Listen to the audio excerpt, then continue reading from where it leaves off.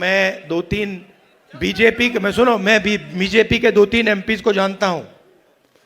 मेरे फोन पे मैसेज आ रहे हैं, आप प्रधानमंत्री को वोट चोर मत कहिए। कैसे मत कहूं भाई, है तो कहना पड़ेगा। अब ये तीर जाके सीधी टारगेट पे लगेगी। आपके गांव के बच्चे, यहां पे तो भैया 6-6 साल के बच्चे बोल रहे हैं वोट चोर वोट चोर वोट चोर, नारा बन गया है। और जो बिहार में शुरू होता है वो पूरे देश में फैलता है, वो रुकता नहीं है। आपने चंपारण में अंग्रेजों से लड़ाई शुरू कर दी, पूरे देश से उनको मिटा के हटा दिया। ये कॉन्स्टिट्यूशन की लड़ाई शुरू कहां हुई थी? चंपारण में ही तो हुई थी, वहीं तो हुई थी। अब इसका लक्ष्य क्या है? ये वोट चोर और संविधान को मिटाना, खत्म क्यों करना चाहते हैं, मैं आपको बताता हूं। तेजस्वी जी ने बात की, देखिए हमें बैलेंस चाहिए, बैलेंस चाहिए। मतलब इस देश में अगर एक व्यक्ति को एक वोट मिलता है तो भागीदारी सबको मिलनी चाहिए। और जब हम हिंदुस्तान की संस्थाओं को देखते हैं, और इस बात को पहले मैं इतनी गहराई से नहीं समझता था जितनी आज मैं समझता हूं, जब हम हिंदुस्तान के इंस्टीट्यूशंस को, संस्थाओं को देखते हैं, और कोई भी इंस्टीट्यूशन चुन लो, कॉर्पोरेट इंडिया देख लो, ब्यूरोक्रेसी देख लो, जुडिशरी देख लो, मीडिया देख लो, बॉलीवुड देख लो, जहां भी आप देखोगे वहां पर आपको दलित, अति पिछड़ा, पिछड़ा, आदिवासी और माइनॉरिटी वर्ग नहीं मिलेगा। आप लिस्ट निकालो, अंबानी अदानी की बात होती है, हर कंस्ट्रक्शन प्रोजेक्ट में, हर इंडस्ट्री में, एयरपोर्ट,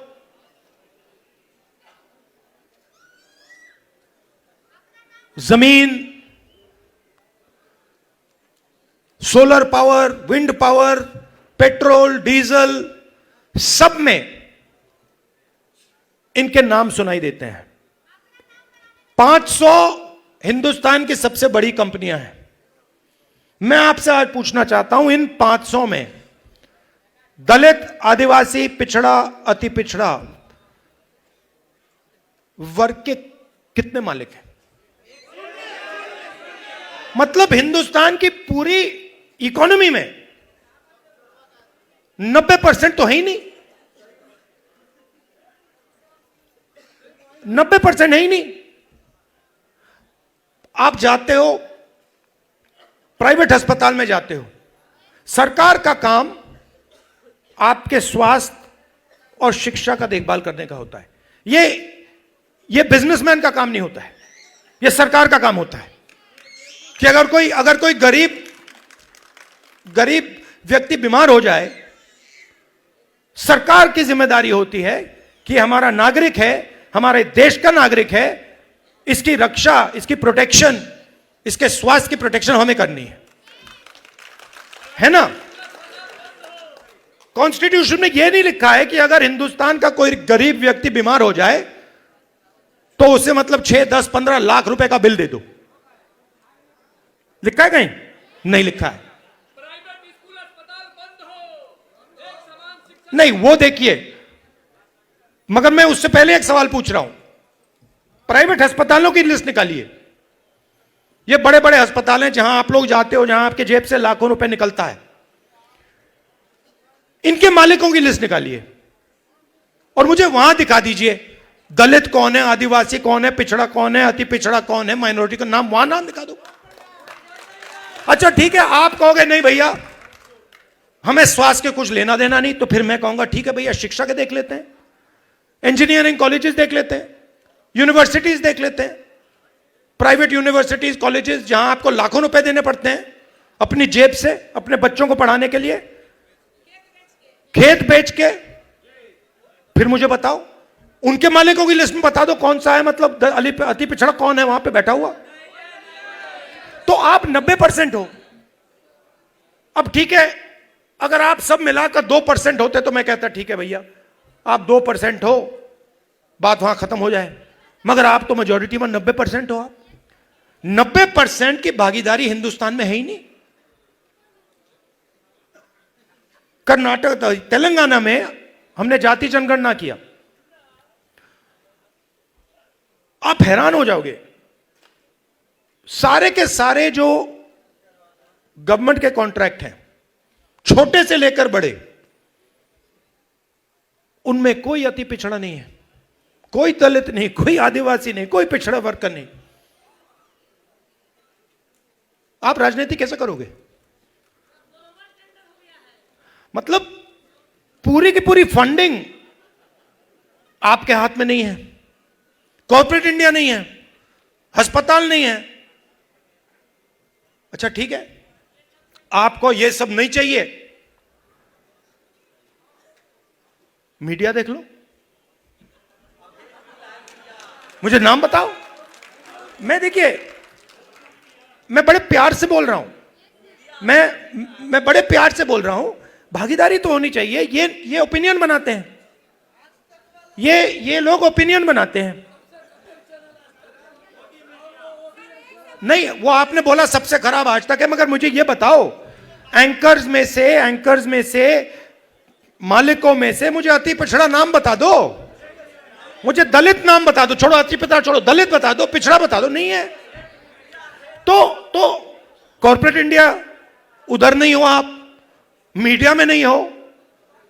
अच्छा बॉलीवुड की बात करते हैं, वहां पे नाम बता दो, एक वहां बता दो, है ही नहीं, बहुत कम क्या है ही नहीं। तो इसीलिए मेरी सोच है कि दो चीज से शुरुआत होगी। सबसे पहली चीज नेशनल लेवल पर जाति जनगणना, जिससे सबको पता लग जाएगा कि भैया हमारी इतनी भागीदारी है इस देश में। और तेलंगाना में हमने बहुत गहराई से किया है, सवाल पब्लिक से पूछ के हमने लिए हैं, दलित एसोसिएशन से हमने पूछकर उनसे कहा कि भैया आप बताओ हमें क्या पूछना चाहिए। ईबीसी एसोसिएशन से हमने पूछकर भैया आप बताओ हमें सवाल कौन से पूछने चाहिए। तो एक सेकंड, दूसरी बात, जो ये 50% की दीवार है रिजर्वेशन की, मैं आपको गारंटी करके कह रहा हूं, इसको तो हम चूरा चूरा करके फेंक देंगे उठा के। और ये देखिए, ये पहले 2 कदम है। आप ये मत सोचिए कि इसके बाद हम बात छोड़ देंगे। ये जाति जनगणना से हमें एक विकास का एक नया मॉडल मिलेगा, वो शुरुआत होगी। मगर हमारा लक्ष्य है कि देश में बैलेंस होना चाहिए, सब लोगों को इस देश में जगह मिलनी चाहिए, कोई भी हो, अपर कास्ट हो, दलित हो, अति पिछड़ा हो, माइनॉरिटी हो, सबको जगह मिलनी चाहिए और सबकी इज्जत होनी चाहिए। और मोहब्बत की दुकान, मतलब नफरत नहीं, प्यार से, बिना नफरत, बिना हिंसा, सबको लेकर देश की जो पूरी शक्ति है, जो देश के हर लोग में, हर व्यक्ति में है, उस पूरी शक्ति का हमें प्रयोग कर कर देश को आगे ले जाना है। मगर यह सब नहीं हो सकता अगर ये लोग वोट चोरी कर लेंगे। इसीलिए हम वोट अधिकार यात्रा यहां शुरू की और आपने हमें इतनी मदद की।